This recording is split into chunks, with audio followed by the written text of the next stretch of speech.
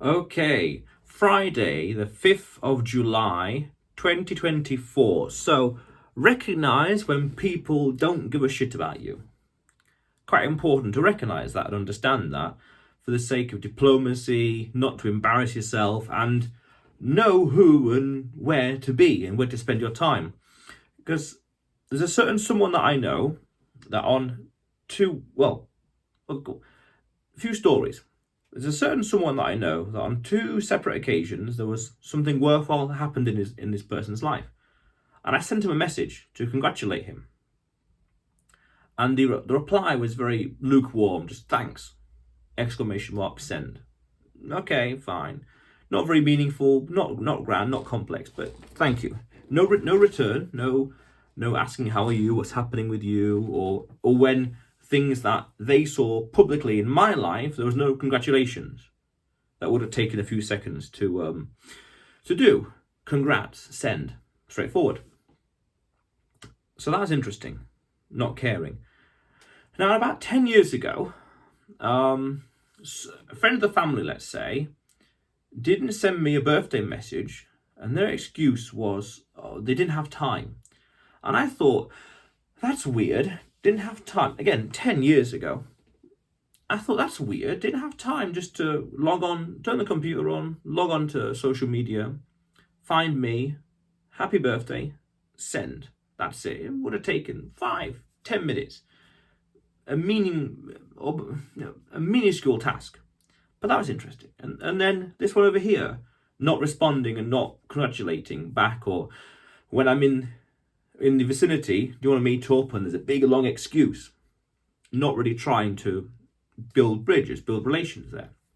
So I slowly realized that through this behavior and other things elsewhere, through socializing and being in society, that people, the more someone cares about you, or the more someone cares, the more effort they'll put into it, the more effort they'll put into you, the more they will message you and reply and give you details and do stuff bend over backwards for you.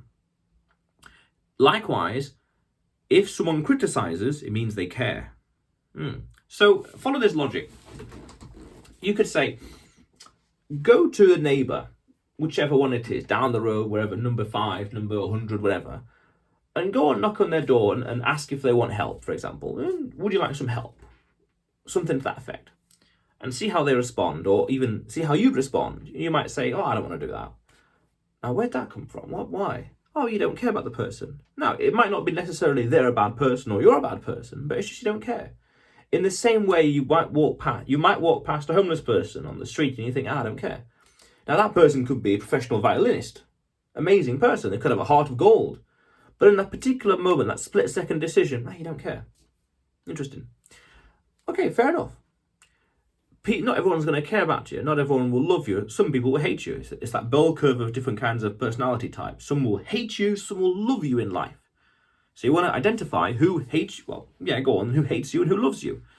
Then you know where to spend your time, who not to bother with.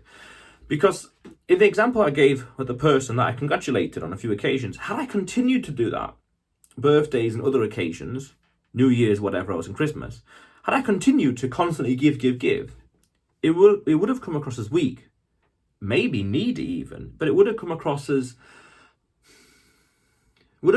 amateurish. They would eventually think, take a hint, man, leave, take a hint, we don't want you. So it's worth understanding that in life, where who cares and who doesn't care about you. The more you care about someone, the more you're willing to bend over backwards for them. Someone I know also did a business deal with, someone else I know, and we did a business deal with someone else.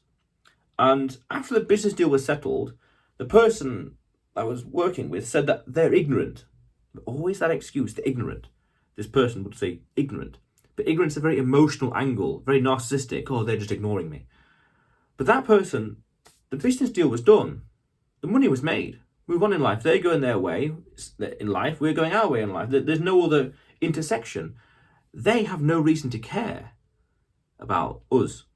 And we don't mean that in a mean way, in a mean-spirited way. It's just practicality. They have no reason to care about us in a sense of there's nothing to talk about. Like in terms of business, we have nothing to talk about. There's no other interactions in life. It's just business. Once the business is done, there's no more reason to care. So then for this person to say they're ignorant is far too narcissistic. It's far too me, as opposed to thinking, I want to say empathize, but that's too much of a soft sounding word, but to understand their point of view and then to realize logically, why would they care about us when the deal is done? There's no reason for them to care. So he's going to go on his life and do his own thing, and we're going to go on our life. And to get caught up on it, oh, he's ignorant, you're wasting time. Again, because there's no more intersection, there's no more reason to be involved for whatever reason. Again, it could be a heart of gold. They could have a heart of gold. Best person in the world, but there's no reason to care. That's the thing. There's no reason to care. So to throw things around, they're ignorant, they're ignoring us, or they're just sad, they're just miserable. No. They have no reason to care, and there's no reason for them to send massive texts, wars of text or 10-minute audios to you to have detailed conversations over WhatsApp or Skype or whatever else. There's no reason for them. So likewise, you could say that I saw someone recently that I'd not seen in a long time, 25 odd years, let's say. And this person said, I hadn't seen you since you were small, since you were young. And I was a bit skeptical. And I was thinking, well, if you really cared about me, you would have come last year. You would have visited a year ago, 2 years ago, 3 years ago. You'd be texting and messaging me every now and then, whenever. And whenever there's something big happening, you would ring and talk and have a good conversation, a good chinwag. The more someone cares about you, the more they're going to bend over backwards for you and give you attention. Message you, ring you, the more detailed, complex the chats and conversations are going to be. Because they want to know about you, or they want your opinion, or they care about you in an intrinsic way. Powerful stuff. But if the person doesn't really bother messaging you and talking to you and chatting with you, then by definition, they don't really care about you. Now, they might care about other people in their lives, by all means. It's just business, arguably. There's no reason to care. And that's important to recognise. This person over here who I was messaging, they're not interested. Take a hint. I had to take a hint and walk away. This one over here, that I haven't seen in a long time, by their actions, their inaction, they're not really truly interested. It's only fleeting. Yeah, I care. Here's the minimal amount of care to bother to reply. And it's just that I care enough to message and to see you. But I'll see you in 10, 15, 20 years. Yeah. Otherwise, and this is interesting, the psychology here, they would have invited me to come visit them. They didn't. They came here. Great, we spent time together, went places. But then you would have thought if they care, they would have invited you back, or invited me back. They didn't. So what does that imply? There's a nice concept called the medium is the message. It's not so much what was said, but how was said. Or in this case, what was not said. What was not said is, come on over next summer, come on over in the spring. Let's go explore my neighborhood, my city. No invitation. So what does that imply? What does that mean? Read between the lines. This one over here didn't reply very much, just thanks. That's it. What does that say? And when he saw my occasions to celebrate, he didn't message me. And it's not like the action is nothing. Congrats, send, full stop. Well, not even that, congrats, send. That's it, takes nothing at all. And that's exactly the point. An action that takes nothing at all, no time at all, there's no excuse, there's no physical excuse apart from in here. Now, on another occasion, I tried to get in touch with someone else through a third party. And this third party got in touch with a third party that this other person knows. So 2 people here and the one over there. So I got in touch with this one, and that person got in touch with the other one, the second one. And the second one told the first one that I and this one have nothing in common, which is ludicrous. Because when you look at it very objectively, there's a dozen things easily in common. There's half a dozen, 6 things easily in common. If we're looking at these things extremely objectively, not extremely logically. They're speaking English, live in the same country, things like that. So nothing in common, nonsense. It's just that is an excuse to let things go gently. Oh, we're not interested, we have nothing in common. Because when I tried to get in touch with someone else, when someone else tried to get in touch with me, nothing in common, they said, tried to get in touch with me, and I instinctively thought, I have nothing in common with this person. But I then realised that that's the exact same logic that they put on me, they used to not get in touch with me. I thought, they're not interested, but I'm going to break that cycle of indifference and say, yeah, I'm going to reach out to you. In some way, not much in common, kind of, yeah, there's some things. If we're thinking objectively and logically, yes. But, too different of a personality. But nonetheless, I'll take it, a good connection to have.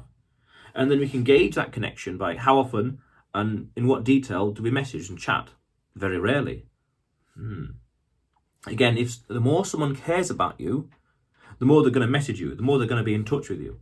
Even to the point you could say where it's needy and it's good morning, good night, good morning, good night, good morning, good night. It's still consistent. That's powerful. Yeah, of course, there's other factors at play, neediness and the same thing, and there's nothing to talk about, like a towel that's been rinsed, squeezed, and there's no more water. What else is there to talk about? There's nothing to talk about really, because we talk all the time. Nothing really new has happened for different reasons. But that, they said nothing in common. Nothing in common here. No, break that trend, break that cycle. Now, of course, if there's no intrinsic reason, that's a different story. Again, like I said with the neighbours, the people, or the homeless person, there's no reason apart from, say, pure altruism, pure just getting to know people, giving it a shot. That's fine. That's fine. But the more you care for someone and the more they care for you, the more detailed they're going to be. The more detailed the messages they're going to be.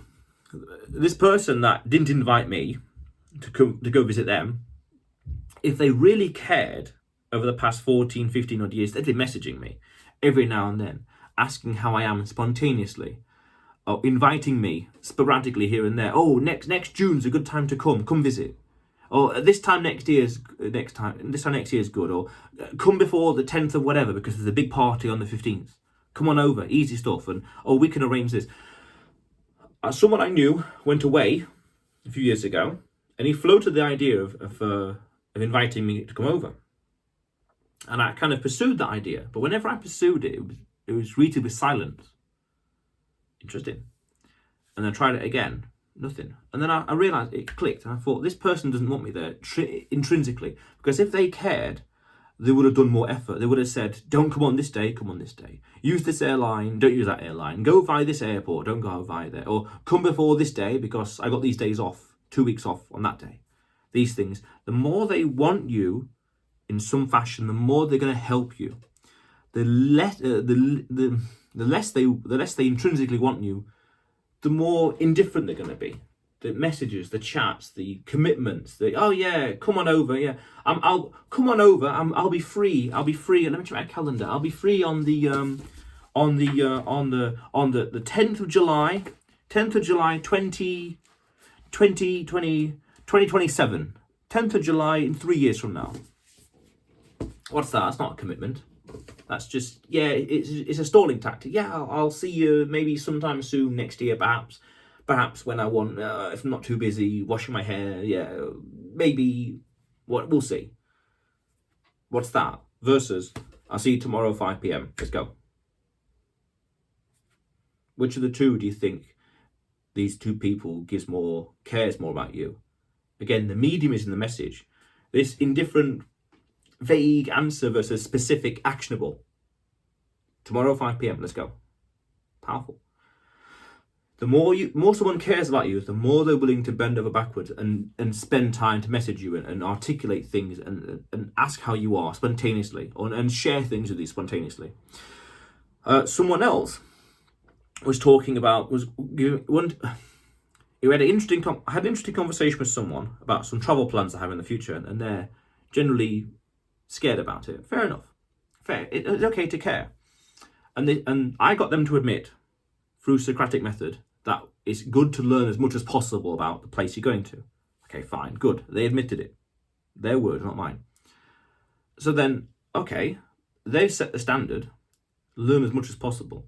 So what does the person do? Just send me one video. Okay, better than one video about this place. Generally negative video. Now, of course, it's better than nothing, don't get me wrong. But again, what's the principle? The more they care, the more they're going to do. So then, if it was me, caring about the person, and I admitted want to learn as much as possible, I would be giving in great detail this video, that video, this, the good, bad, the ugly. and watching and talking and reading and print screening in great detail, because I care for the person. This is what I would be doing in this situation, and I'd be talking in great detail about X, Y, and Z, A, and B, and C. It's either everything or nothing.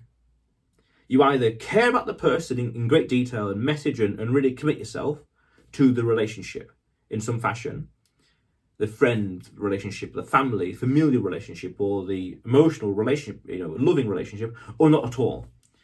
You could say in between, by all means, but it's going to be very half-assed. Just, yeah, hey, how are you? I'm good. Thanks. That's indifferent. But at least then, clarity. You know where you stand. Not with this person, not with that person. This one, a lot of conversations back and forth. That one, I try put something out there, but nothing happens. So what does that mean? He's not interested. Okay, so let's focus less on that one and more focus over here. Why? Because he cares. He gives a shit. What does that tell you? It tells you a lot. It tells me the universe, is sending a message. Who to focus my time on. Not them, not him, but over there. He, them, over there. I'm going to go over here instead. Why? Because they want me over here. Because if you tried too much pushing over here, as I said earlier, they think, take a hint, go away. We're not interested, go away. Take a hint. You eventually start embarrassing yourself. That's what I noticed. That's not what happened, but I felt that if I continue along this path where I'm trying to befriend someone and they're not interested, they're going to get annoyed and they're going to lose respect and they're going to think, what is this person doing? Can I not take a hint? What is it? What is this? And then, as I said before in previous videos, that respect over time goes down and down, and it goes from indifference to a bit of a very tempered dislike, a tempered disdain, where it's just, oh no, don't talk to me. Oh no, not another one. Oh no. And it's begrudgingly, if there's a social occasion and they happen to be there, it's just begrudgingly, as opposed to, yeah, sure, why not? Yeah, if I have to. Begrudgingly, as opposed to just a mild indifference. And again, clarity. Who wants you and where? The more someone cares about you, the more they'll do for you. That's powerful. So know who gives a shit about you. Know where not to spend your time, where and with who, and who and spend your time with who. Powerful stuff. And I think, I don't know, this is something that's worth learning and recognizing as soon as possible. And this applies to business, relationships, family, you name it. It applies to everything. Strangers, makes sense. The more someone cares, the more they're going to bend over backwards for you in detail, and the more they'll criticize as well. Because the one who's criticizing me about the travel plans, I realized that actually their criticism is good in terms of well-intended and good intentions, because it's caring about safety, which is priceless, which is good. But then I realized that, hang on a minute, invert it. They're worried about that, this safety. They're not worried about my language skills, my ability, my talents, or this and that and this and this. They're not worried about these things by definition. Again, the medium is the message. They don't talk about these.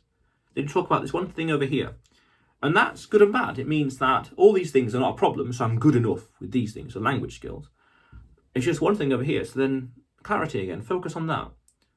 Learn more about this, and it calms their worry, and they would care more. Fair enough, they care more because then, and this is where things get interesting, as you prove yourself in general, you accomplish things, you do things you set out to do, people's respect in you increases, and then as you become more valuable of a person, more people start caring about you. It is that the prodigal son, really, now I think about it. It's that person who had the money and all the money, people were interested in the person. Now, of course, in that analogy, it's very selfish and self-centered because they're only interested in him in the money, but it's that principle. When people have a reason to care about you, they're going to come to you and flock you. And this, now I think about it, is the basis of attraction marketing. When people have a reason to give a shit about you, for whatever reason, head of an organization, big leadership, or you're important in general, then people are going to care. People are going to come to you and want your help, advice, among other things, of course. But they're going to come to you. They're going to really care. That's powerful. Very, very powerful. So then you could say, increase your value as a man, as an individual, increase your value, yeah, sure, by all means. But also then recognize, it gets even crazier, recognize who would be interested in you just for the callous reasons, just because it's something to get out of you.